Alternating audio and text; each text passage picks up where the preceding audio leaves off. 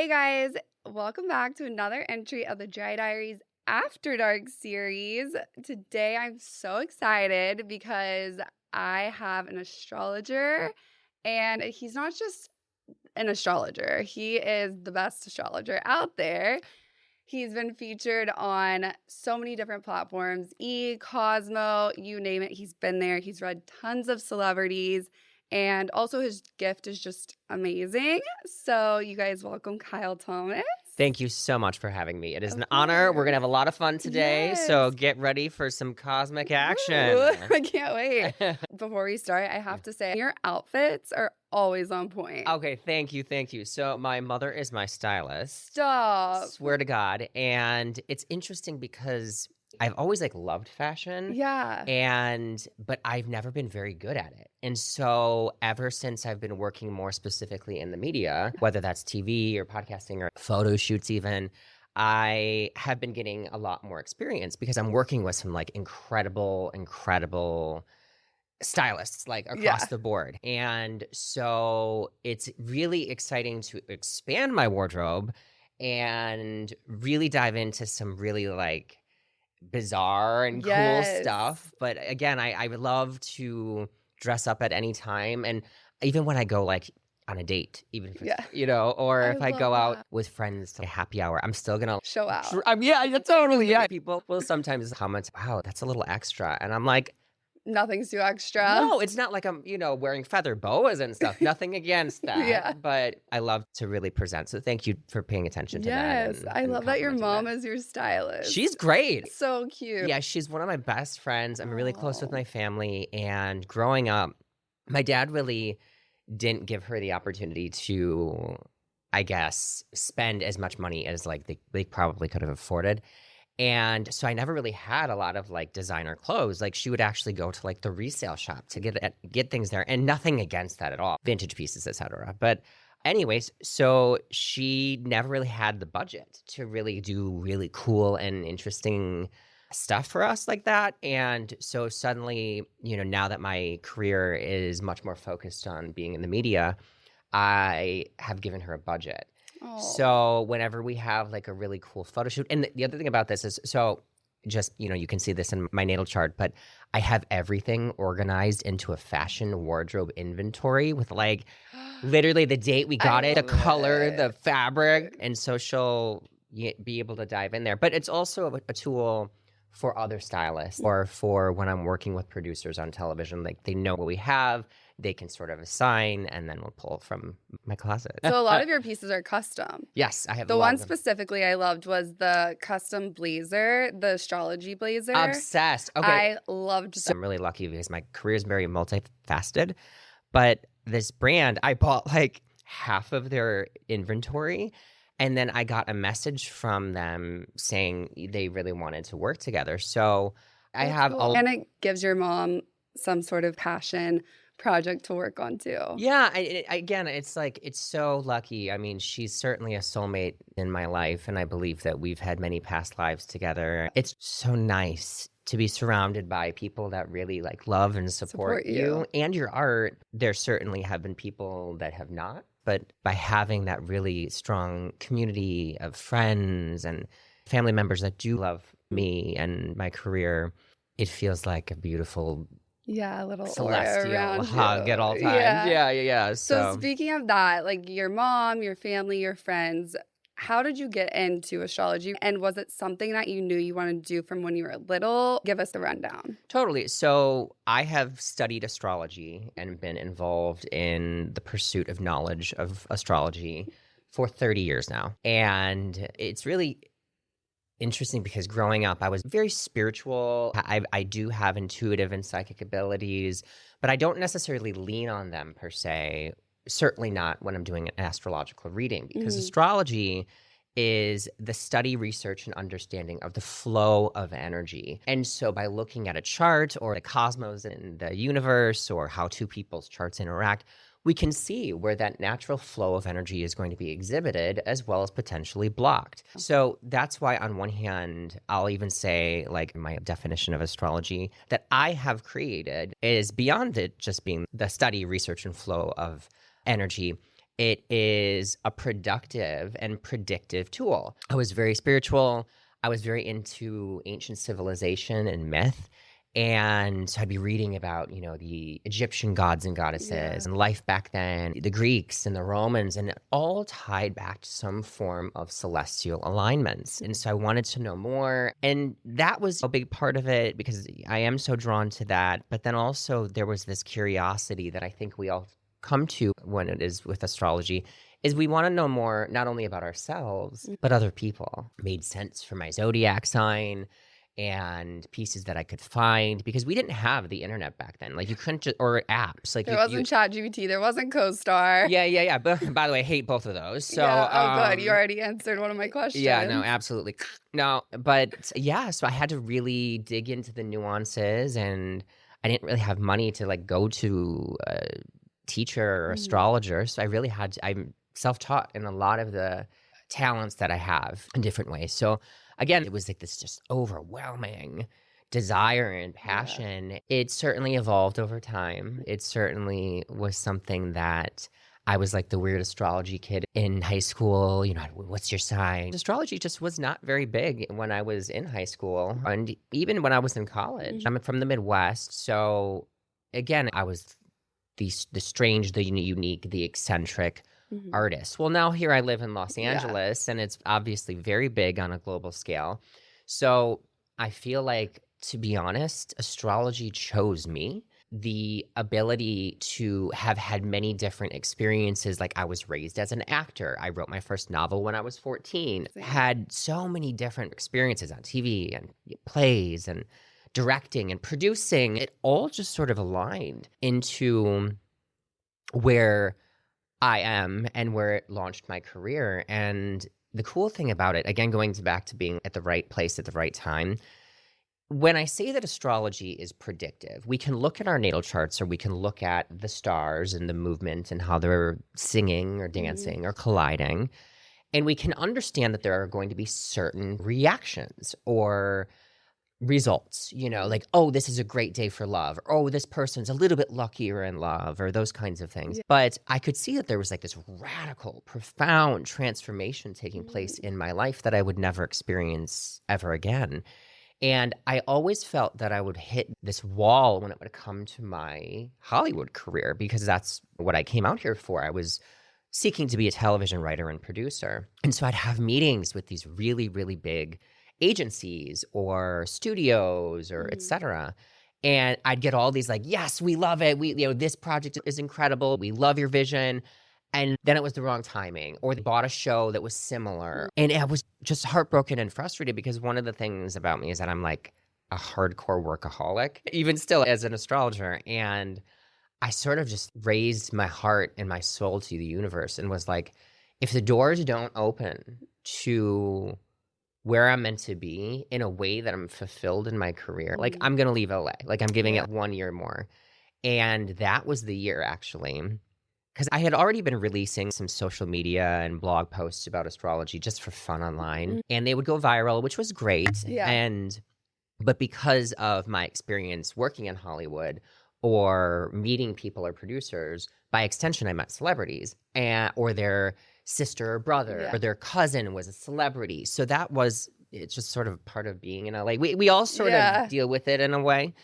But to make extra money, I started doing celebrity readings on the side. And it was just because, again, I needed a source of income. And I prefer doing that rather than having at the time struggling in ways that were just really frustrating. But again, it was like then this person meets me and then they pass me on to another person. And I really love the ability to work with people all over the world. Yes, celebrities. I mean, it does have this like really cool fun factor. But at the end of the day, I'm just so happy that I get to hopefully, through my art and through my interactions and relationships, bring more light and beauty into the world and really empower people. Yeah. And I was going to say, even as a creative, going into a 9 to 5, nothing wrong with that. But for some people, it works and doesn't. And whenever you're such a creative and you think outside the box, that's almost impossible. So going into astrology makes sense. And then also going back to what you said about it was something that you're interested in since a young age. It's all energy and frequency and alignment. For sure. And so it just was aligning for you in the right time, the right space. Yeah. Well, So, and it's interesting, again, looking at a natal chart, we can see you or me or, a celebrity or anyone really. You can look at where there be maybe natural talents within somebody's chart. I have something that we'll talk about later, but there is a lot of energy in my chart that's all about the media and mass media and communications and writing and speaking and all of that. And so those have been areas that I obviously have always excelled within. But this is one thing that will probably some people that are psychics or other astrologers may disagree with, but not everything is written in the chart. I believe that the framework of the frequencies that are being expressed in our lifetime are shown there. It's sort of the blueprint of who we are and how we can reach our greatest fulfillment and potential. I did have some astrologers and psychics when I was like 18 be like, oh, you're going to get married twice and this is when it's going to happen. And I was really frustrated because those predictions never came true. I did have one of the biggest astrologers. She has been sort of like a mentor to me. I really love her. She looked at my chart years ago and she goes, you're going to be you're going to be famous in Hollywood for being in front of and behind the camera.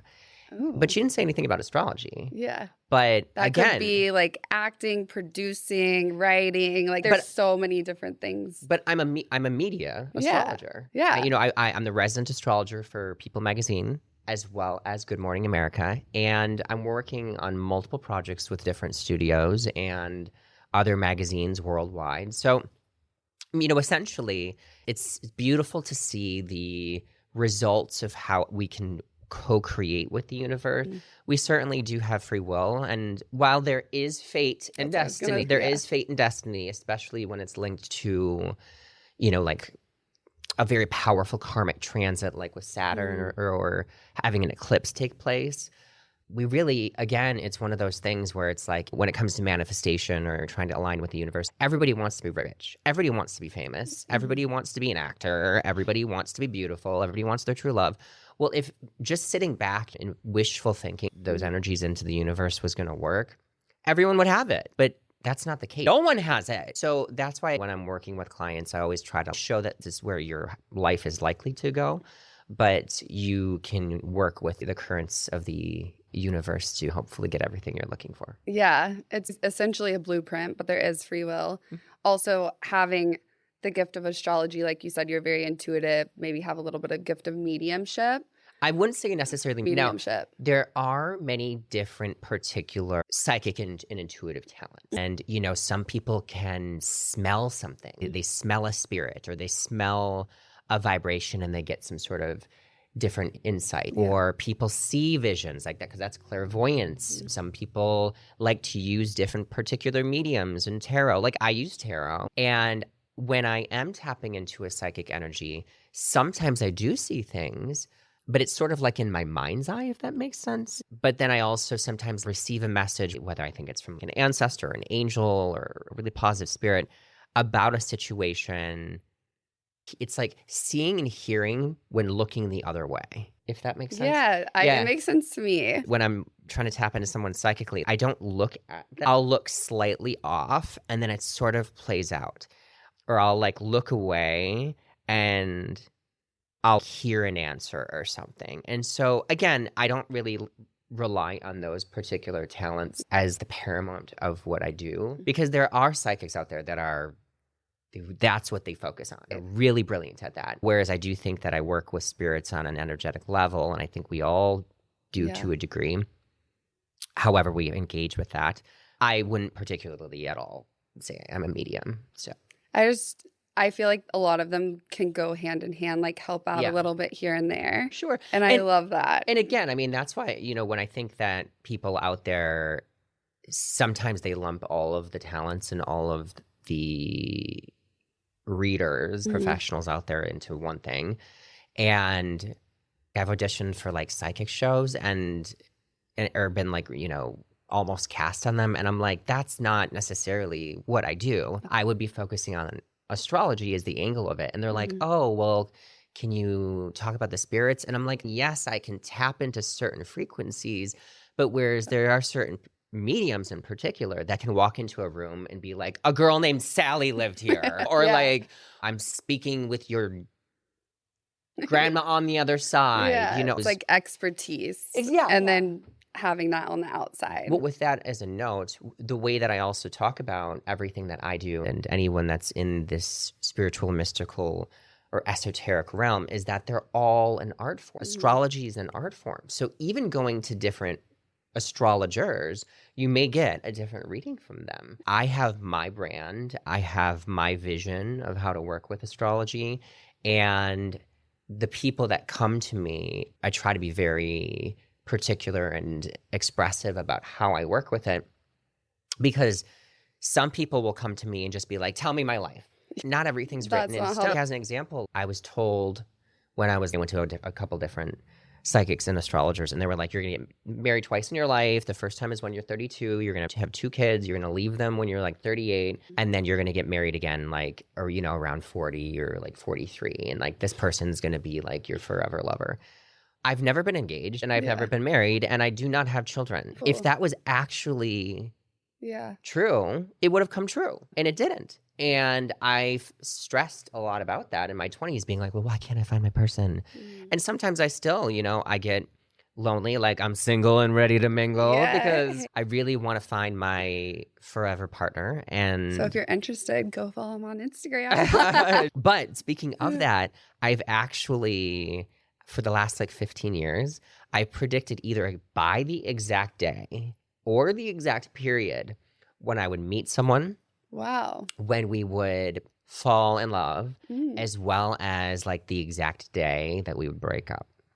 That's crazy. So there was this time where I was in this relationship during the pandemic, and I looked at my chart and I looked at his chart. And I was like, we really shouldn't spend Halloween together this year. But we were isolating. We weren't really seeing any friends. And he's like, babe, what do you mean? Like, we should, like, it doesn't matter. And I was like, no, it does matter. Something really, really bad is going to happen on this day. Wow. And it's written in both of our charts. And he was like, no. I found out some really, really crazy stuff on that day. And that was, for me, I was like, okay, how do I get out of this? Because we have some stuff planned with vacations coming up. So, like, at least maybe I'll do that. But, like, at that point in time, I was like, you are not who you say you are. Unfortunately, deceptive and damaged from your past in a way that it unfortunately hurts me, which is something that I didn't want to take on. But I could see in the chart as if I had stayed with him, I could have gotten married to him, but I was like, I got to get out of here. It still took me not an entire year to leave, but it was something every single day. I was like, okay, like, how do I really, you know, we're sort of living together. Like, how do I untangle from this? So it took a while, but I'm definitely interested to see how certain effects are manifesting in my life and in my clients' lives. Yeah. You know, I do at the end of the day want everyone to be happy. Is it important? Because I feel like a big thing, especially in Los Angeles and some other places that I've been to, people ask whenever they meet someone, what's your sign? And then they'll go on CoStar or look it up or look up the compatibility. Is it something to go by? And if you meet someone and maybe the chart says that you guys are the least compatible people of all the charts, is that something to be a red flag about, to consider? Well, yes, it is true that a lot of people in Los Angeles do ask about your zodiac sign, but there's also a lot of people that don't. Yeah. And I think in general, people that are drawn to Los Angeles are either artists or dreamers or looking for some sort of answer. And that doesn't necessarily directly mean that they're spiritual, but they're looking for answers and they're looking for guidance in the universe.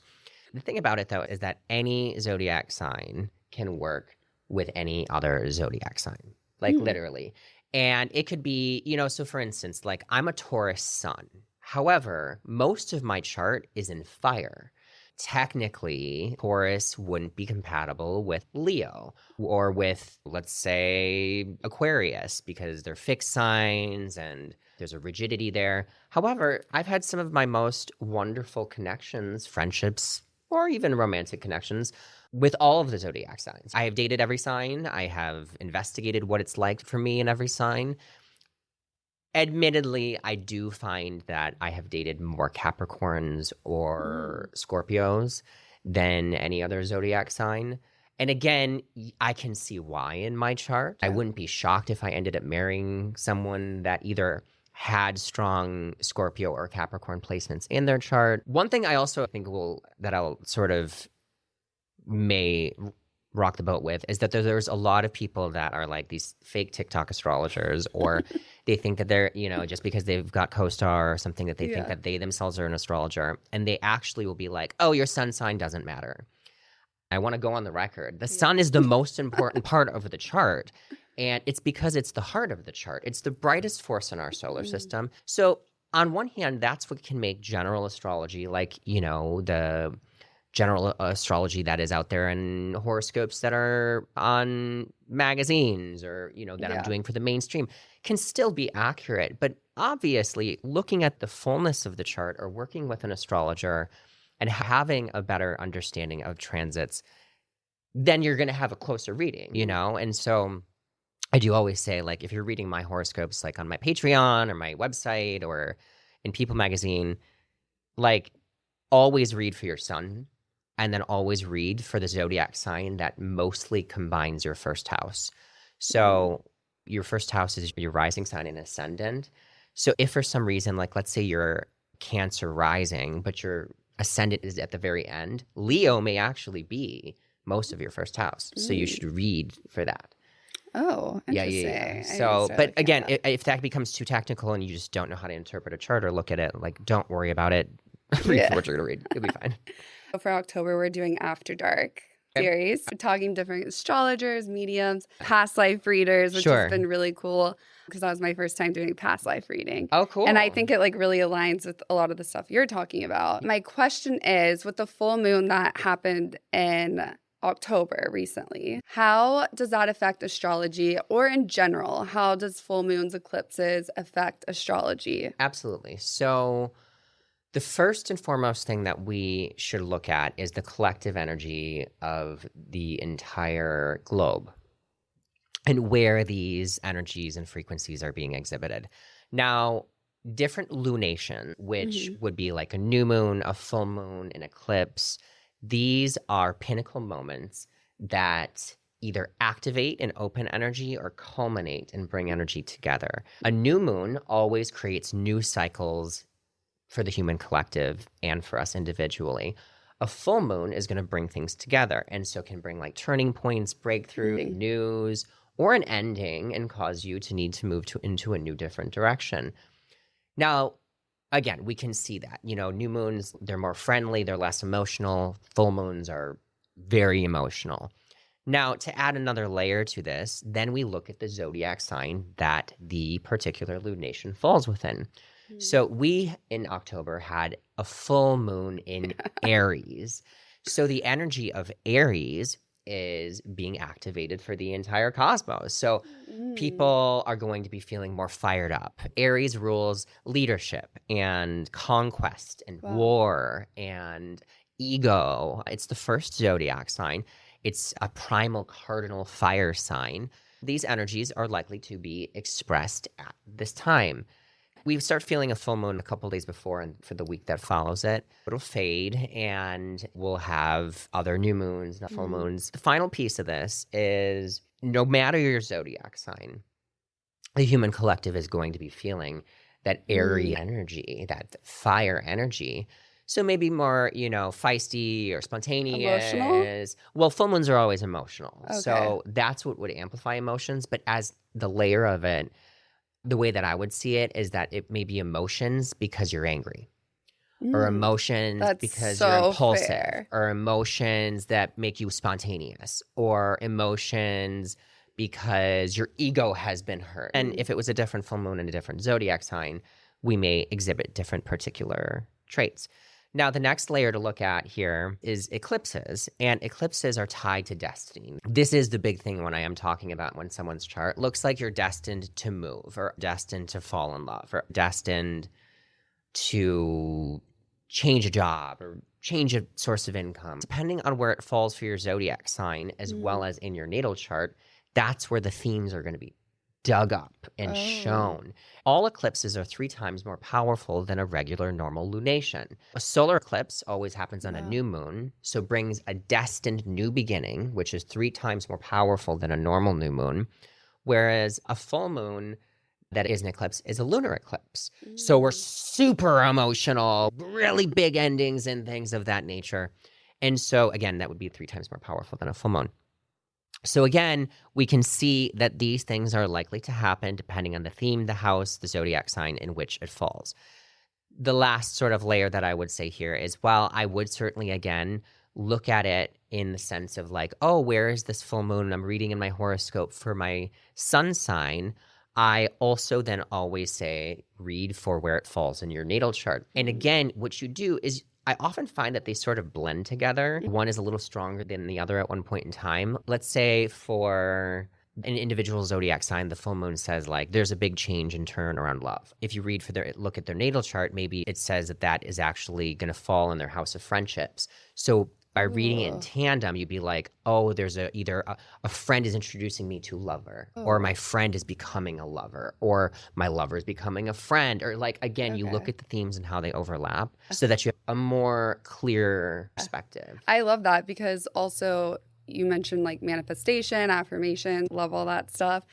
So it gives you more perspective of, okay, well, during these times, according to your chart, what you Yes. should be manifesting, what you should be doing rituals around, all of that stuff. Absolutely. And so, for instance, I have completed all of my main 2026 predictions and horoscopes for all wow. zodiac signs, for the entire world, for their love lives, for exes, for health, for money, like literally everything, including narrowing down the best days of 2026. And I've released it all for early access on my Patreon Amazing. as different products that people can purchase so that they can start to plan ahead. Now, I'm so such that a planner, and so it's I'm like, perfect. exactly, because I have 3 different tiers in my Patreon, and I love my community there because people get to interact with Yeah. me. It's really lovely. The lowest tier gets daily horoscopes throughout the month and free access to my free horoscopes that I release in other publications. Then the mid tier gets hints, predictions about each major full moon, as well as how to manifest with it, literally specific techniques. And then the top tier, which is the supernova tier, gets everything, Wow. as well as they get the horoscopes for the entire month ahead of time. So That's great. I've never been this far ahead, like ever. Not only did I have projects that I had to jump on last week, but I also was hitting burnout because I'm farther ahead than I ever have been with this content. Because usually I wouldn't even start working on some of this until like November. Yeah. And it's like, it's not even the middle of October and it's been done, you know? Energetically exhausting Oh my because God, you're so putting in so much work and there's so much energy and frequency around doing all of it, Yeah. reading it, making sure you're accurate, Oh my doing God. it all. So I Looking at the angles, understand. looking at the dates, looking how it interacts for every single different zodiac sign, then really writing it down, then charting it. Oh my God, it's just so much. And I finished all of my full moon and new moon like reports until April, Wow. which are also online. And then my Amazing. in-depth January horoscopes are already published. But well, they're able to be purchased as a product on my Patreon. But again, like I've had some people that are at my supernova tier. Well, why don't we get access to everything right now? We're at the top tier. I'm like, you wouldn't even get normal access to it until literally December anyways. Yeah. So I'm gonna release it at the normal timeline. Also, I'm a human.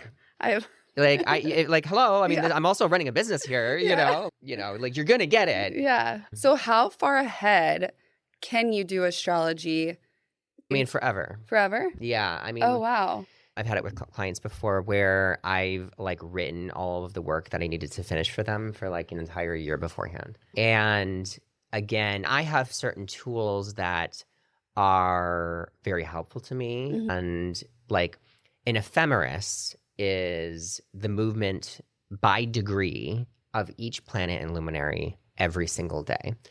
That's where I am able to look up, you could be 100, 300, 500, 1,000 years from now. Wow. The planets are always moving as the sun is and as the moon in specific patterns and cycles. And that's why I always say for people that we can chart back thousands of years and see how these patterns are being expressed for those ancient people. So we Yeah. have even greater awareness of the kinds of things that are likely to happen in our lives now. We're actually going through a lot of very scary cycles that are happening at this point in time that are all very tied to war. And it's pretty crazy because they're all happening over the next several years. Now, it doesn't necessarily mean that we have to experience a world war or that it's so fated that, we better just sort of all get into a bunker and hide out. But it is showing the patterns and energies that are being expressed in the human evolution. So again, what I'm trying to teach people is that, all right, we can see the cosmic weather. We can see where the planets are moving, where things are likely to show how they're being expressed. How can we, as mankind, humanity, Prepare or make change. conscious, compassionate decisions and take actions that are going to bring healthy, happy, productive growth to our world, our environment, and every country. Yeah, I love that because, based on what you're saying and how it aligns, for me personally, this is just my opinion, is like, how can you not believe in astrology because it's so accurate of where it aligns and where the world's at right now or where people are at right now. And so, I mean, each to their own, but I'm just such a firm believer in it, which is... One thing I'll add is some people think that, and especially people that don't understand astrology or are like very traditional when it comes to religion or things of that nature, they may think that you have to believe in astrology. No, astrology works whether or not you believe in it. Yeah. Doesn't matter. And because the planets are always moving. You can't say that Jupiter is not moving through the heavens. You can't say that the sun is not moving through here. And again, it's all about patterns. So like I'll use my dad as an example. So I think, I don't know, maybe 10, 20 years ago, he'd be like, none of that makes sense or none of that's accurate or blah, blah, blah. And I was like, well, first off, I don't need your approval. I'm like, I really don't care. I don't, I'm not out here on a global scale to convert people into believing into it. Because again, none of that matters to me. Astrology was created to embody all aspects of life. Spirituality is a part of life. So it can be seen in astrology. But it's also, because it is the universe, it is our reflection of the universe. It's more than any spiritual belief or more than any religion. You don't go to like astrology church. You just don't, So again, it's not like astrology is not a spirituality. I get on that tangent because a lot of people, like, when they say that, they're like, wait, you mean you're not trying to like convert me into this make me believe this? Yeah. I'm like, no, I don't give a shit. I don't care. Really, really don't care. No, I love that. Real happy living my life and working with people that do find the value of it. And this is why, again, I've broken it down to several things that we've already mentioned so far. But when I talk about astrology being an art form, it takes people a step back and they're like, oh, so if it's an art form, I can work with it in a different way or look at it in a different way or understand that it's an interpretation, because art is the essence and the core of humanity. And I think is the most important thing that humanity has to offer, which is, again, what drew me to astrology in the first place. And then also it's just, I think, a part of my major life mission to protect art and to honor art and to create art. I just think that it's part of my connection to astrology and forever will be. Okay, so we're going to play a little game. Let's go. So because it's the After Dark series, Halloween season, I want us to, I'm going to throw out some signs. Sure. And you're going to tell me whether they're trick or treat. Trick being chaos energy. Okay. And treat being safe, fun, reliable. Okay. Okay, let's start with Capricorn. I would say that they are a treat for the most part, unless they're not getting their way. What about Sagittarius? Total trick? Total trick, for sure. Absolutely. That's so rude. I love a Sagittarius. I have a lot of Sagittarius in my chart. So Oh, love that. yeah. No, I love Sagittarians, but I just don't necessarily date them as much. Guys, Sagittarius are a little bit different than girls, I feel like. No, I mean, I think that the nuances are there regardless because the archetype of your sign, you get your zodiac sign by the energy frequency by the planetary ruler. So it doesn't matter if you're a Sagittarius man or woman, you're still ruled by Jupiter. Okay. So you're going to have Jupiterian traits. Now, obviously, Interesting. when we break down further into the nuances of your chart, everybody's different. No one has the exact same chart, but let's use Aries as an example. They're both men and women. They're both going to exhibit Martian traits because they're ruled by Mars, period. Again, there's might be a little bit of nuances, but that's why I think sometimes when people try to break things down to levels that are just like not necessary, I'm like, nah. You know, like Scorpios, What would Scorpios be? a total trick. Run. Absolutely. Okay. Slam the door in their face. Please do not attack me. I can't with Scorpios. Anytime I meet a Scorpio, they just want to dominate me. And it's because of there's certain things in my charts, especially my Taurus placements, where they're like, "Har!" You know? And on one hand, it's like there's that passionate intensity can be very like overwhelming or exciting. But as I've grown older, I'm like, I just don't want this drama. Yeah, I don't have to deal. And so unless a Scorpio is really evolved, I do actually take a second and a step back. And I've had this with men. I've had this with women. I've had this in dating. I've had this in friendship. I've had this in everything. They all end up burning the connection down. It just boggles my mind because I really, really love the depth of a connection with a Scorpio when I have it with them, when it feels so good, when it's so pure. Okay, what about Gemini?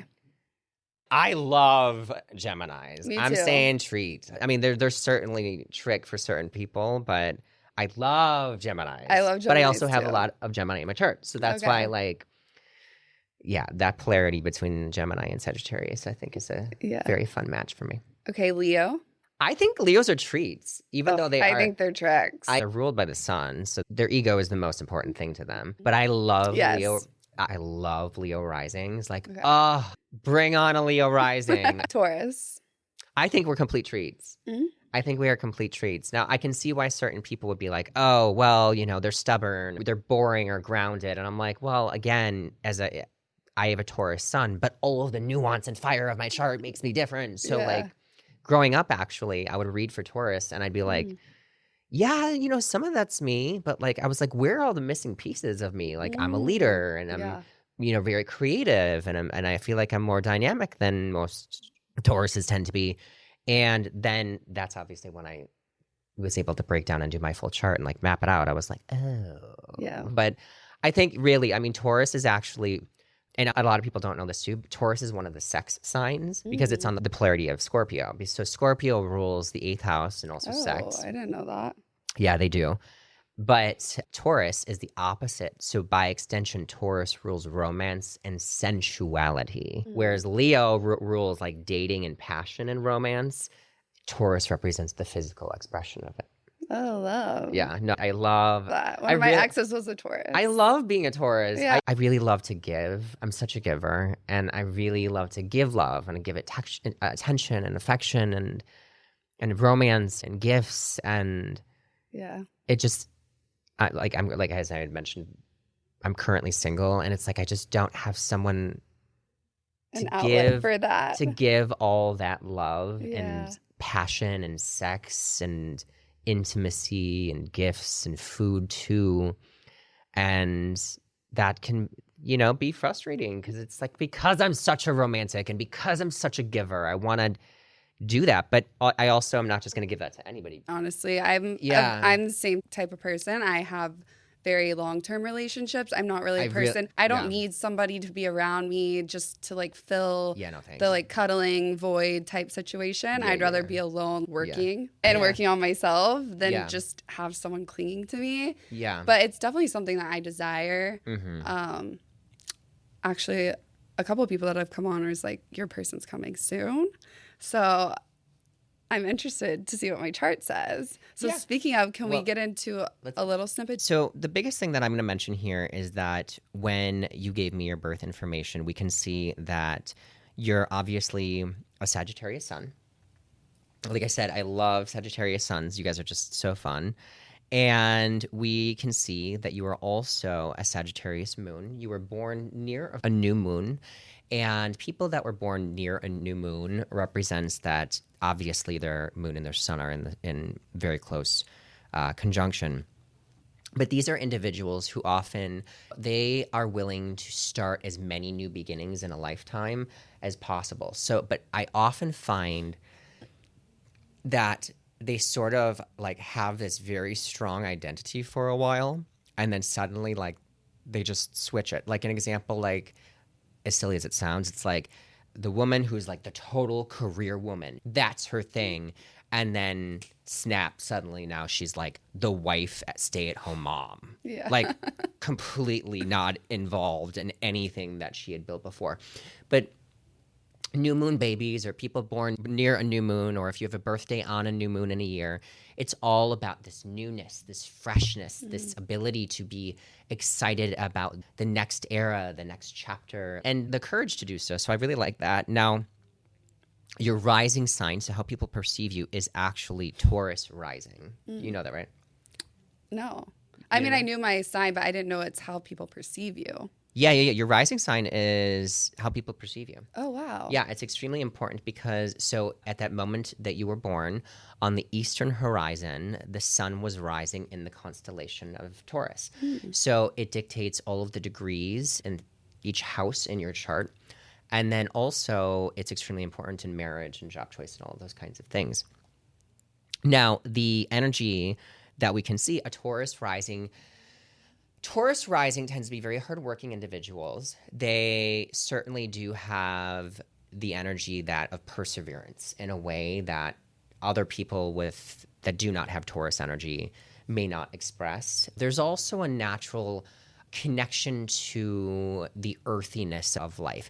So they tend to be individuals who either like really love really nice luxury or beauty, or are very into the body, or, you know, massaging, or they're very sensual. They really love to exhibit that.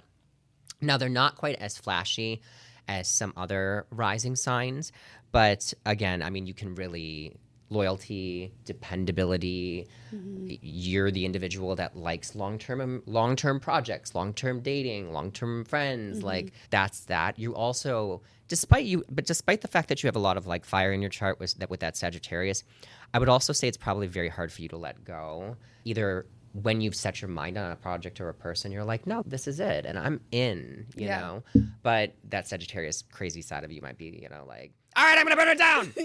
You know, like I'm like now, I think also going to therapy and everything, if it just doesn't work, it's like, okay, bye, blocked, never talking to you again. Like exes, love you, wish you well, moving on, we don't speak. A lot of that is, to be honest, I think your Taurus rising. I don't think Taurus rising in general does that per se, but I think for you, it's just that there's this rigidity, is that you've had some, let's just put it this way, some very challenging relationships, and you transform through your partnerships. I have a similar energy here. Now, you're a great partner, and you're great to tag team projects or plans or situations with people, but you also have an alignment in your chart which can represent that you attract either like all or nothing relationships, or people that are very possessive or dominating, or just like want to control you.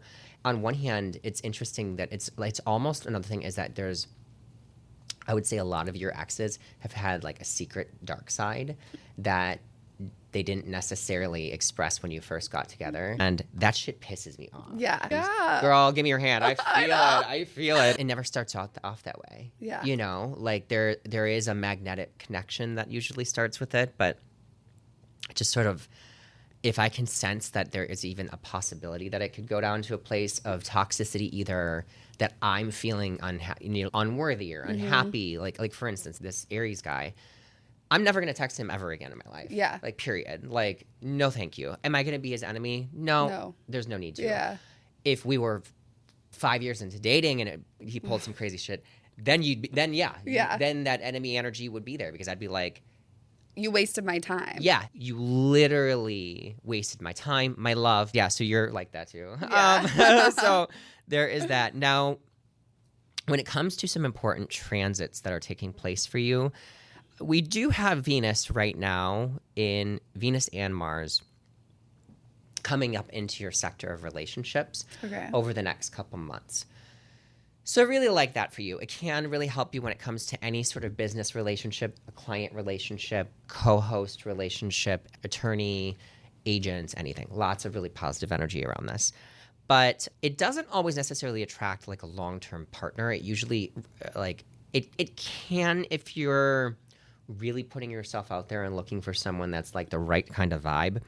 However, Jupiter is the planet of good luck and good fortune, and it takes 12 years to go around the sun. Right now, and this year, in particular since June of this year, there's been a lot of energy that's around communications-related projects, podcasting, writing, speaking, contracts, all of those kinds of things. Lots of luck there. Now, we're feeling a dip of energy that's going to be happening for Jupiter a little bit, over the next couple months.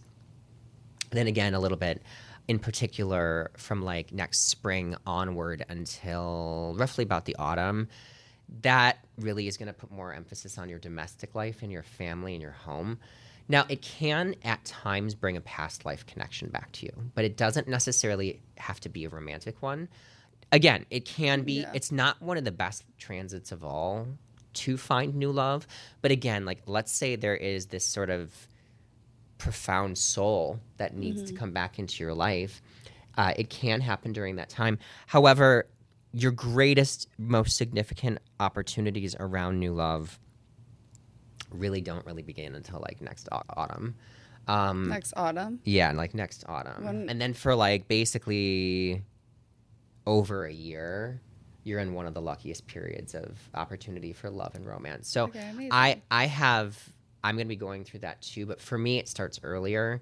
So yes, like I have some opportunities around love right now. I have some opportunities certainly in the year ahead, but like the curtains part and the doors open really magnificently in a way that I haven't experienced in like 12 years, basically like June 30th of next year. Whereas for you, it's a little bit delayed.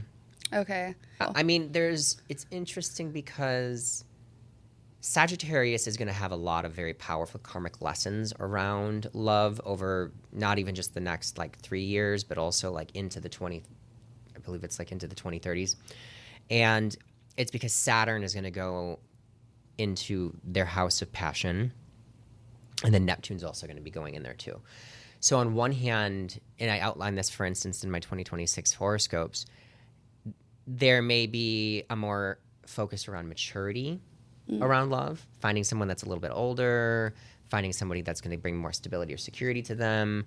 But it also can create like a coldness in it, make it harder for them to date.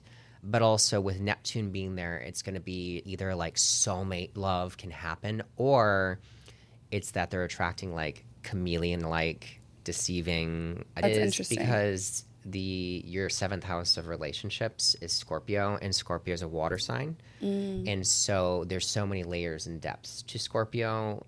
I would say, potentially even more than any other zodiac sign, maybe besides Pisces. Any water sign energy is very shape-shifty. They have a mystique and a mystery to them.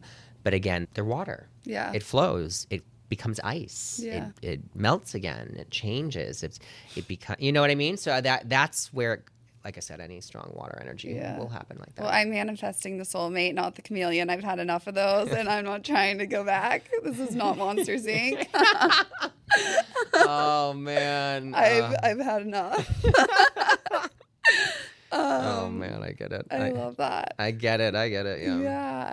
Okay, so do you do one-on-one readings with people, or is it more so on Patreon, everything that you have? It really depends. I think the best value, especially for someone that may not be ready for like a full in-depth reading, I would certainly say to sign up for the Patreon, because they're going to get content every week, and they're going to have exclusive access to articles and projects that happen with me. Well, is there anything else you want to add, where they can find you, your Yeah. Patreon name. My website is kylethomasastrology.com. I do release the monthly horoscope for the month that we are on there. There's also a ton of information on celebrity astrology, some video clips, all sorts of fun stuff. My Patreon is patreon.com/kylethomasastrology. So please check that out. It would be wonderful to connect with you at my community. On my Instagram, that is definitely the main place that I interact with from social media. And it's at MrKylethomas. So Mr. Kyle Thomas. Thank you so much for having me. Thank you so much for coming on. And I will link all of his socials below as well as his Patreon. So you guys can just go click the link, easy access, follow, sign up, whatever you want to do. That is another entry of the Dry Diaries. Thanks for watching and listening. I'll see you next week. Bye.